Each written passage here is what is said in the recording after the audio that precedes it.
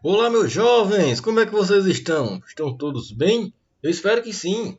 Eu sei que nós estamos um pouco distante, né, da disciplina, nós estamos um pouco distante do conteúdo, mas tem a ver com o equipamento. Eu estou com problemas de equipamento, eu estou com problemas de local para gravar aula e, na medida do possível, as coisas vão acontecendo. Com relação às redações, eu percebi que muitos estudantes ainda não solicitaram a correção. Como eu estou com um problema no notebook, eu estou dificilmente conseguindo acesso à plataforma. Então, eu estou repassando as correções das redações pelo WhatsApp. Então, todo mundo que já solicitou as notas das redações, eu já entreguei essas notas. Se você ainda não solicitou, me procure pelo WhatsApp que você com certeza receberá a sua nota no mesmo dia. Pois bem, a aula de hoje vai tratar de regras de uso de vírgula. Essa aula ela tem mais a ver com a parte da gramática relativa à redação. A parte de estrutura nós já trabalhamos aqui em sala. A estrutura de redação não tem muito mistério. Introdução, desenvolvimento, conclusão, tranquilo demais. Para além dessa parte de estrutura, tem a parte de gramática que nós começamos na aula passada, tratando do tema acentuação gráfica. A acentuação gráfica que nós trabalhamos, eu acredito que as 13 regras gerais, que com aquelas 13 regras gerais, mais à frente, nós vamos conseguir desenvolver o resto das regras de acentuação. Mas eu resolvi mudar o tema de acentuação para uso de vírgula, porque a vírgula também é um tema muito importante e ela desconta bastante de estudante que não consegue entender muito bem para que servem as vírgulas, por que elas existem. Então hoje nós vamos trabalhar 4 regrinhas de uso de vírgulas, são muitas regrinhas, mas nós vamos trabalhar as 4 principais, as 4 que nós utilizamos mais na hora da expressão, tem alguma utilidade para todos nós.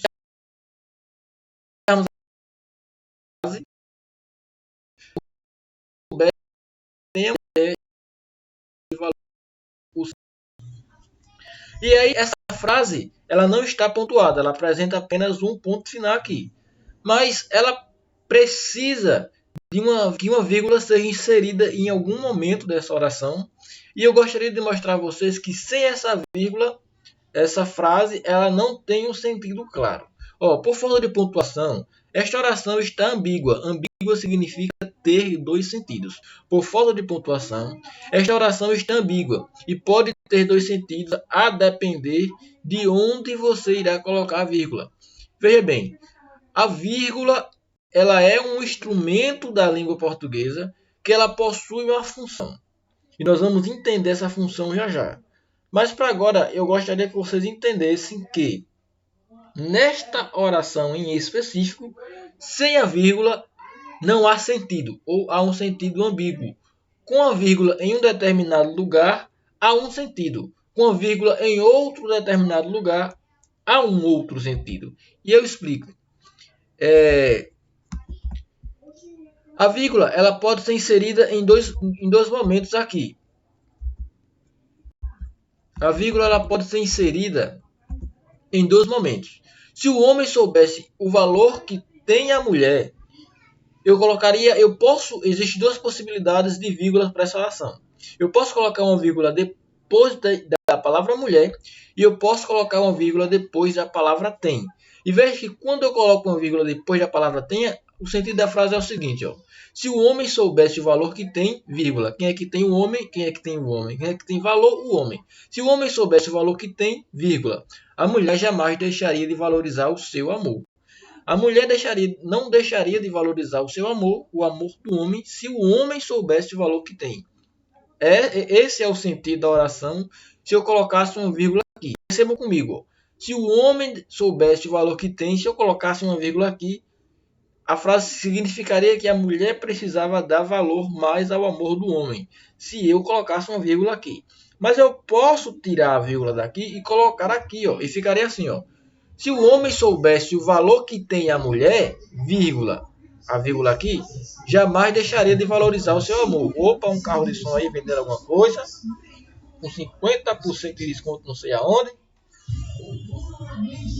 Muito bem. Aqui, se eu colocasse uma vírgula aqui depois de mulher, agora seria o homem que precisaria valorizar a mulher. Vocês entendem que, a depender do local que eu coloco a vírgula, A oração, ela altera completamente o sentido. Eu repito, se o homem soubesse o valor que tem, aí eu colocaria vírgula aqui, a mulher jamais deixaria de valorizar o seu amor. O amor, no caso, seria o amor do homem. Mas se eu boto uma vírgula aqui, aí fica assim: se o homem soubesse o valor que tem a mulher, jamais deixaria de valorizar o seu amor, e o seu amor ficaria relativo à mulher. Veja que interessante. Eu coloco uma vírgula, a oração é a mesma. A depender da posição em que eu coloque a vírgula, se aqui ou se aqui, a oração vai mudar o sentido. Então, daqui nós já extraímos uma informação. As vírgulas, elas possuem um sentido, elas possuem uma função semântica. Isto é, elas servem também para alterar o sentido da oração. E eu preciso que vocês observem isso sempre que estiverem escrevendo suas redações e sempre que estiverem fazendo o uso das vírgulas. Será que aquela vírgula em que você está colocando naquele texto ela traz o sentido que você quer dar ao seu texto? Então perceba sempre isso. As vírgulas, elas possuem um valor semântico, um sentido, uma função semântica. Ela tem o objetivo também, não somente esse, mas ela tem o objetivo também de atribuir sentido às coisas. Olha só. Mas na prática, nós costumamos dizer que a vírgula ela existe para indicar uma pausa na leitura, não é isso que nós dizemos?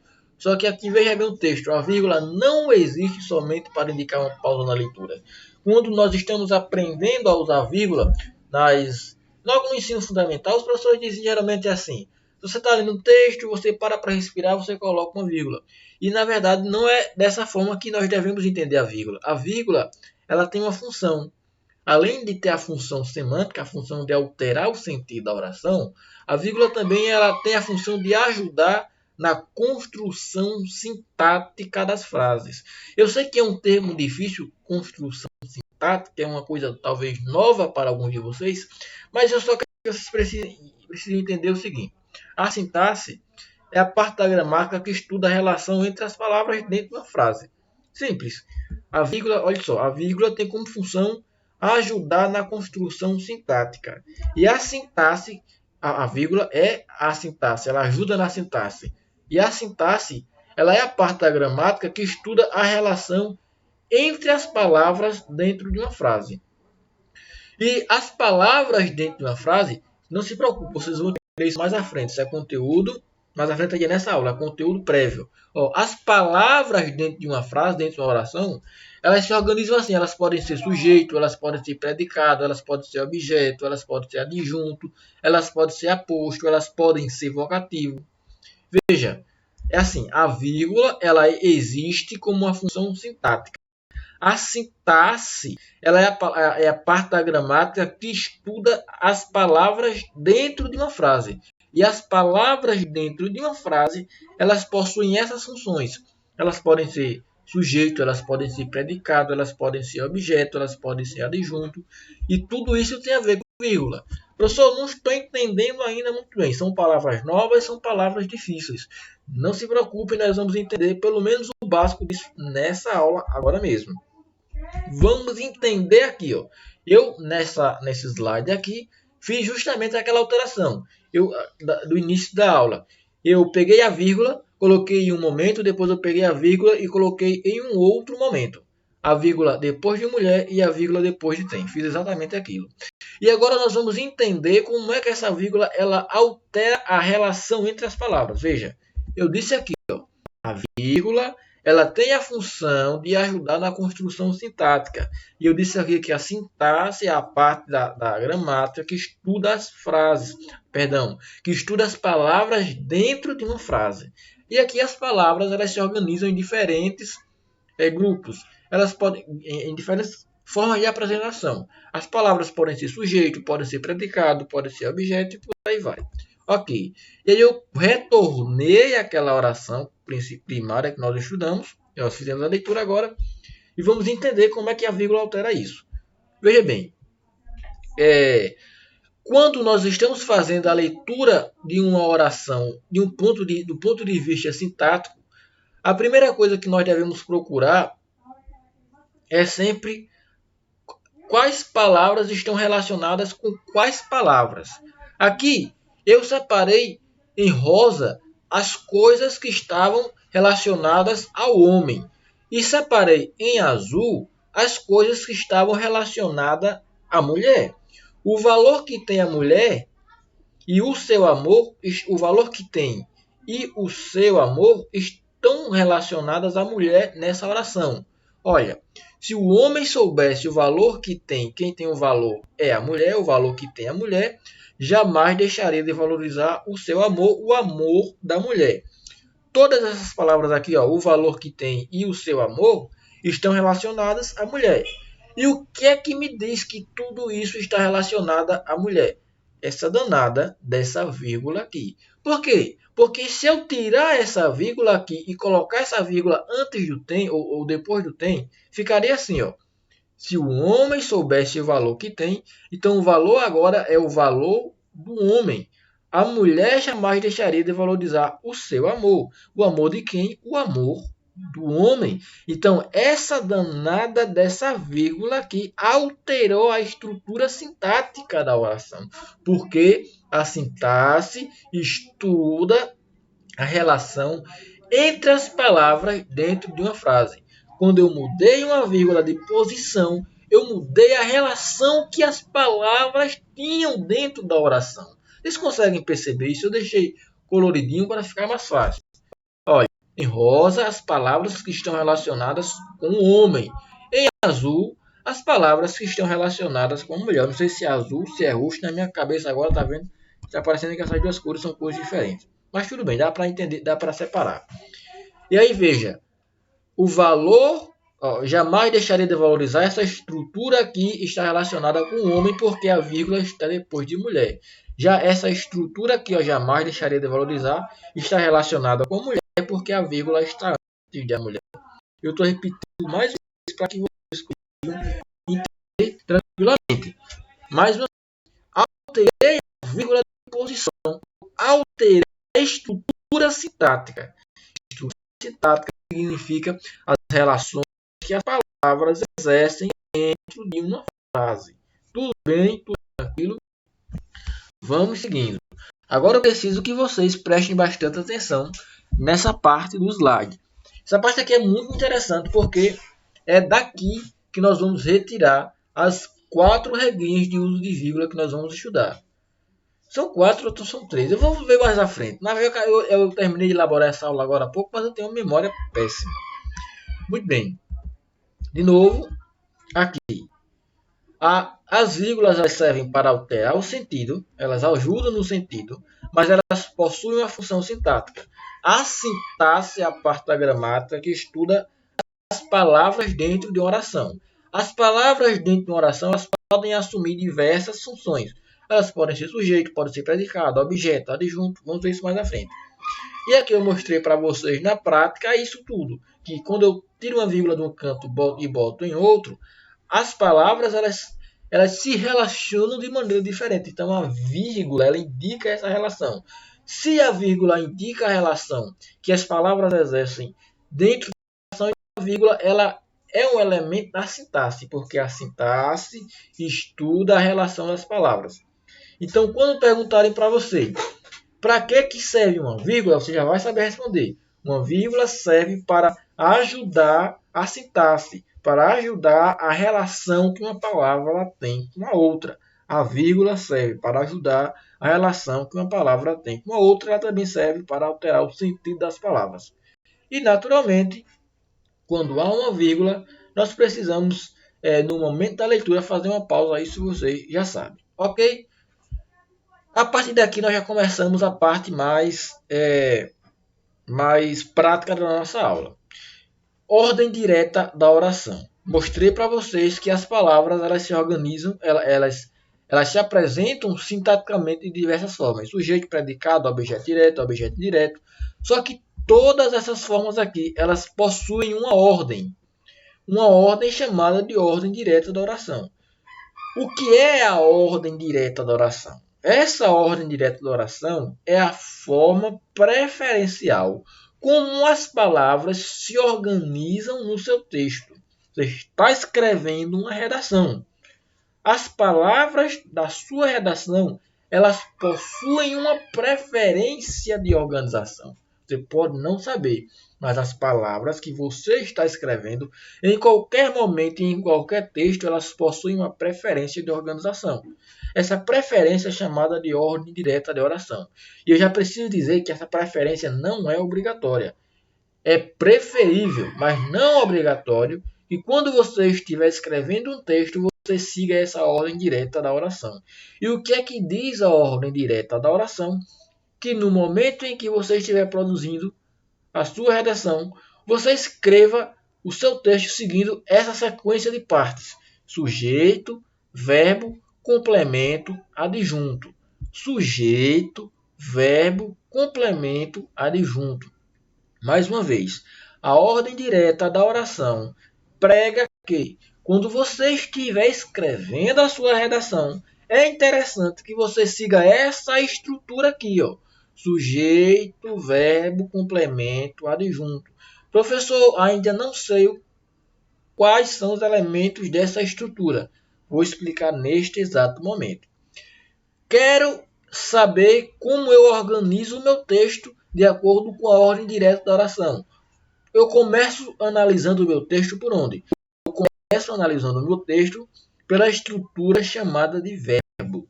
O verbo é aquela palavra que geralmente indica ação, como correr, andar, pular, cair. O verbo também, ele indica fenômenos da natureza, como chover, como nevar. Mas o verbo indicando fenômenos da natureza não nos preocupa agora. O que nos preocupa agora são os verbos que indicam ação. E também, algumas vezes, os verbos que indicam estado, como estar, como ficar, como ser. Mas, partindo do conceito que o verbo ele indica uma ação, vamos pegar esse conceitozinho. O verbo é aquela palavra que indica ação. O verbo ele também indica fenômeno da natureza e o verbo também indica modo de estar de ser. Indica modos. Mas, pegando o verbo como um verbo de ação, como uma palavra de ação, eu vou pegar beber, por exemplo, que é o que eu peguei como exemplo. O verbo beber não é um verbo de ação. Se é um verbo de ação, tem que ter um agente.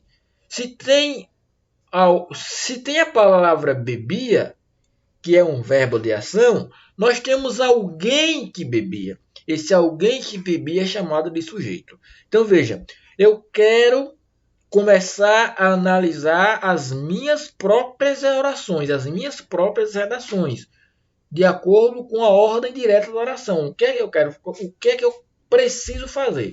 Primeiro, eu identifico o verbo, depois eu procuro o agente do verbo. Primeiro eu encontro o verbo. Meu verbo aqui é o verbo beber. Bebia.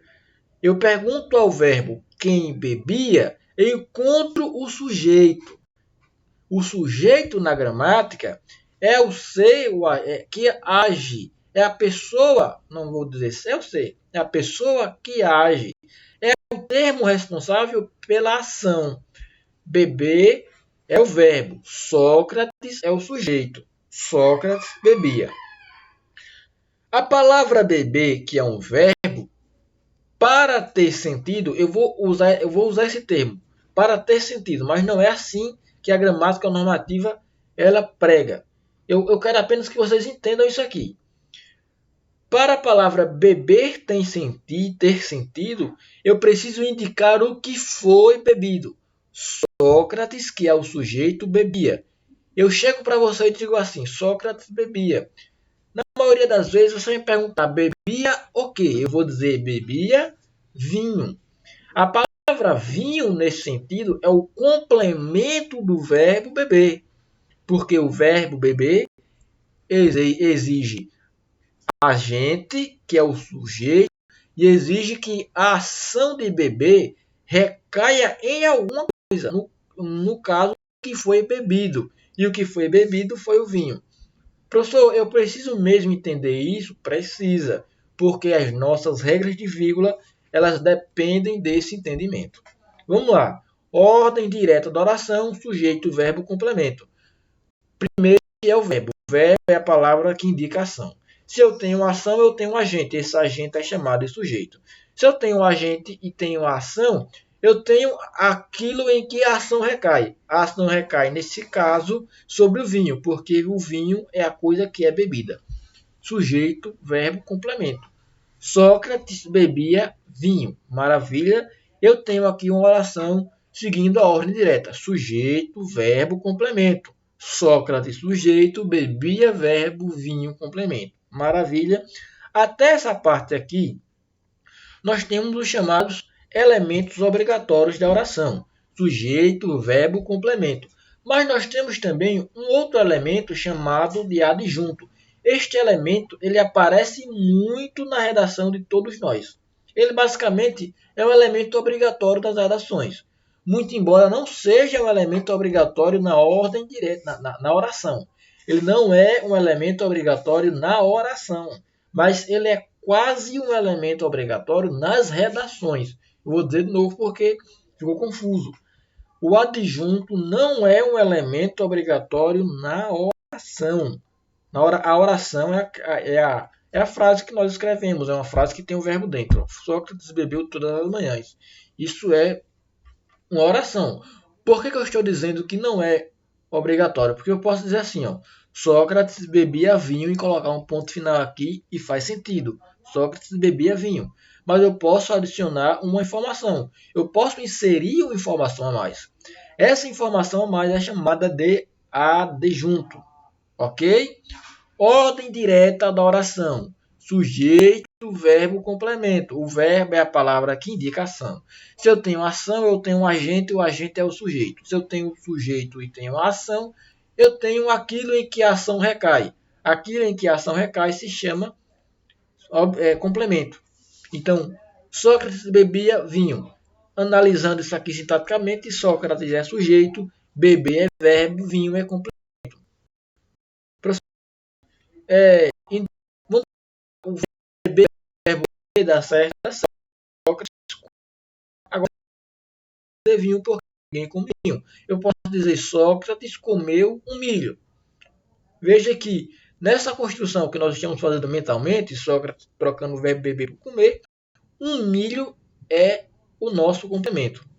Então, estão conseguindo compreender? Né? Tranquilo? Ó. Sócrates bebeu vinho. Eu posso colocar Sócrates comeu um milho. Eu troco o verbo, troco o complemento. O complemento é aquilo que o verbo exige para fazer sentido. Eu sei que vocês podem ir na internet depois e entender que a definição de complemento não é essa. A definição tradicional do complemento não é essa. Mas é uma definição que como essa aula não é uma aula para concurso público, é uma aula para vocês entenderem como é que funciona as vírgulas, porque não importa para a gente a definição disso aqui. Na prática, importa que vocês entendam, que vocês consigam identificar um complemento. Importa que vocês consigam identificar um complemento e diferenciem o complemento do adjunto. E aqui eu já digo, a principal diferença entre o complemento e o adjunto é que o complemento é obrigatório. Já o adjunto não é obrigatório. O complemento é obrigatório, mas o adjunto não é obrigatório. Isso aqui vai ficando mais confuso conforme nós vamos entrando mais no assunto. Porque eu posso, por exemplo, fazer assim, ó. Eu estou dizendo que o complemento é obrigatório, não é? É. Mas eu posso tirar esse complemento aqui, manter o adjunto, e a frase continuará fazendo sentido. Ó. Eu posso dizer assim, ó. Sócrates bebia todas as manhãs. E aí eu não posso dizer que todas as manhãs é o que Sócrates bebia, porque ninguém bebe manhãs. Todas as manhãs continuaria sendo adjunto e vinho não estaria aqui nessa construção. Eu tiraria o complemento. Então, por mais que eu esteja dizendo que sujeito, verbo e complemento são estruturas obrigatórias, se eu escrevesse Sócrates bebia todas as manhãs, eu estaria tirando o complemento e a estrutura continuaria fazendo sentido. Só que aí é uma discussão um pouco mais profunda. E por isso que eu estou dizendo que para vocês, o que importa entender é que o complemento é aquilo que dá sentido à ação verbal. O verbo é beber, Sócrates é quem bebia, e o vinho é aquilo que era bebido. Tranquilo? Muito bem. Agora, eu podia só dizer assim, ó, Sócrates bebia, e faria sentido do mesmo jeito. Tiraria o complemento e tiraria o adjunto. O que eu quero que vocês consigam entender agora é a diferença entre complemento e adjunto. Complemento é aquilo que é obrigatório para o verbo. Adjunto é aquilo que é apenas uma informação adicional. Sócrates bebia vinho, tiraria e ficaria sem todas as manhãs. Sócrates bebia vinho, estaria tudo certo. Ok? Professor, ainda não estou entendendo. E aí você volta a aula e vê, vê a repetição. Qualquer coisa não entendeu direitinho, manda uma mensagem no WhatsApp que eu te respondo tranquilamente, certo? Eu estou com problema de acesso do Moodle, eu estou com problema para gravar a aula, mas eu continuo fazendo as minhas orientações pelo WhatsApp. Então vocês podem entrar em contato comigo. E no grupo não, que eu não trabalho muito com grupo. Me procurem pelo privado mesmo, ok? Vamos seguindo. Não sei quanto tempo deu, já está com 25 minutos de aula. E eu ainda não trabalhei as 4 regrinhas. Vamos seguindo. Pegando esta mesma oração que nós trabalhamos já, eu vou trabalhar as 3 regrinhas. E eu vou adiantar aqui, deixa eu ver, são 4 regrinhas? São 4 regrinhas. Isso mesmo, são 4 regrinhas. Eu imaginava que eram só 3, mas são 4 regrinhas de vírgula. Ok. Sócrates bebia vinho todas as manhãs. Regrinha de vírgula número 1. Eu peço que vocês entendam que até agora nós estávamos apenas fazendo introdução para vocês entenderem o motivo dessas regras. Regrinha de vírgula número 1. Primeira regrinha de vírgula. Não podemos usar a vírgula entre um verbo e um sujeito. O verbo é beber, o sujeito é Sócrates. Nós não podemos colocar essa vírgula aqui. Regrinha de vírgula número 1. Não podemos usar a vírgula entre um sujeito e um verbo. Professor, por que essa regrinha é um pouco complicada? Porque, às vezes, eu posso pegar o sujeito e colocar em uma outra posição. Como assim? A ordem direta da oração me diz que eu que eu devo colocar as palavras seguindo a seguinte estrutura: sujeito, verbo, complemento e adjunto. Mas nada me impede de fazer verbo, sujeito, complemento, adjunto, verbo, adjunto, complemento, sujeito. Nada me impede de fazer isso. Nada me impede de Desculpem. Nada me impede de embaralhar esses termos, essas estruturas aqui.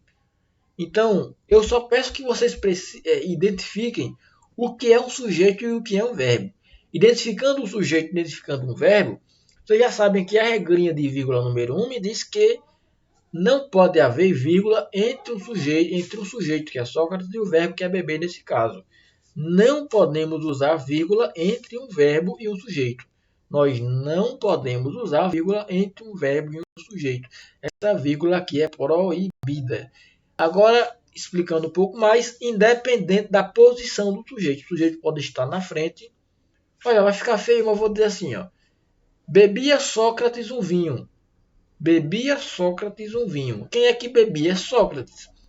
Mas o Sócrates nessa construção ficaria depois do verbo beber.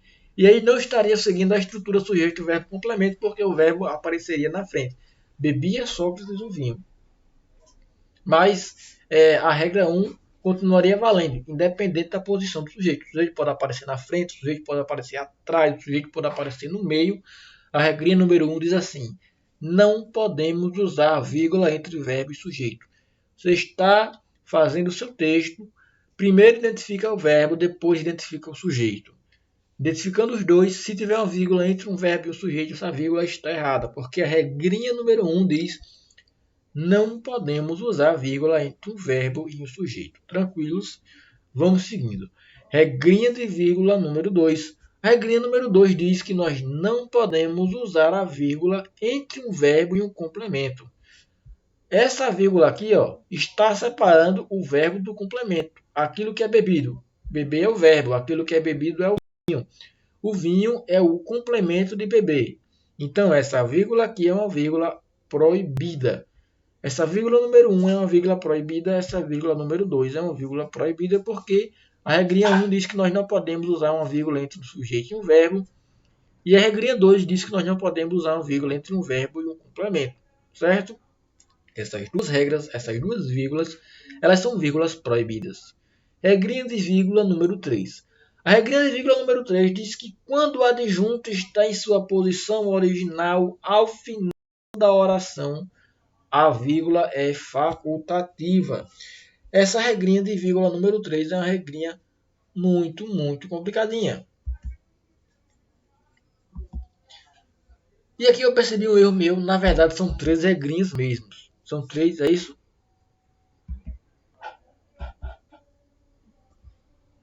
São 3 regrinhas.